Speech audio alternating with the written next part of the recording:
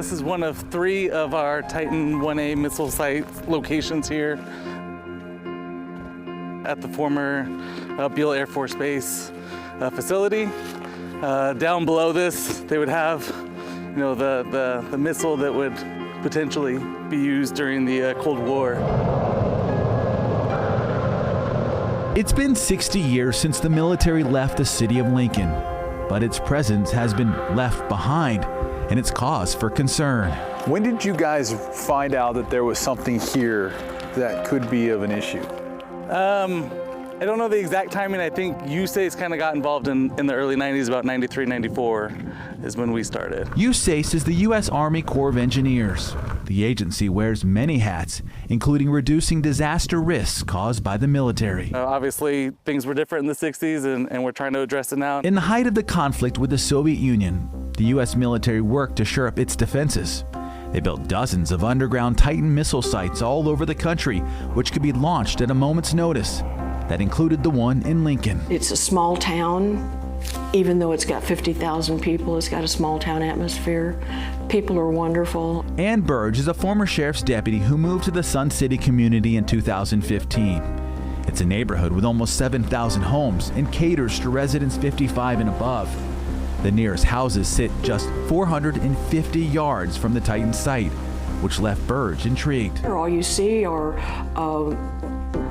4.5 foot tall concrete bunkers and these doors that you don't even know where they open, and you wonder, what is it? Not knowing that it's a huge facility underground. Burge put her old detective skills to work, learning as much as she could about the site.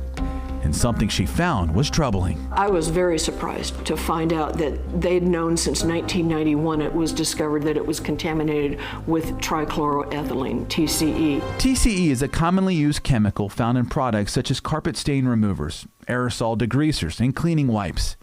It was used at the Titan site to help clear out fuel lines. Just off the grounds of the Titan site is a TCE plume that sits about the size of 20 football fields. It's frustrating for everyone to know that nothing was done. Did you ever think you know so much about the Titan site and TCE? No, but I love Now you're an expert. History. Well, no, not quite. There's others that, like Lenny Siegel. Eventually it'll get there if nobody does anything. Lenny Siegel has studied the effects of TCE for the past 4 decades. And then the homes actually suck up or pull up the contamination. TCE is similar to carbon monoxide, fine in the open air, but most dangerous in confined spaces. The concern with TCE is under homes when those vapors began to rise to the surface. What does TCE do to someone? Well, TCE causes many kinds of cancers. The ones they talk about most are liver cancer, kidney cancer, non-Hodgkin's lymphoma. It's his belief that the plume is creeping ever so slowly towards the homes in Sun City. So we know the contamination is moving at low levels. It's almost at Sun City, but those aren't the levels at which we expect people to be exposed to unacceptable levels.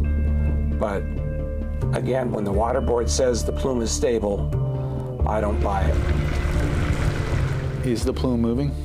The plume is not really moving.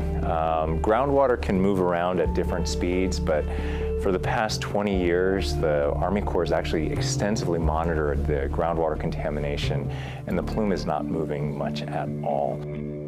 The California Water Resources Board is working with the Army Corps to get the TCE out of the ground. There's no immediate threat posed by this contamination. That said, we want to get it cleaned up so that it's not even a threat to the future homes that will be built in that area. So you would have no problem buying a house there? I would have no qualms buying a house in that area, absolutely none.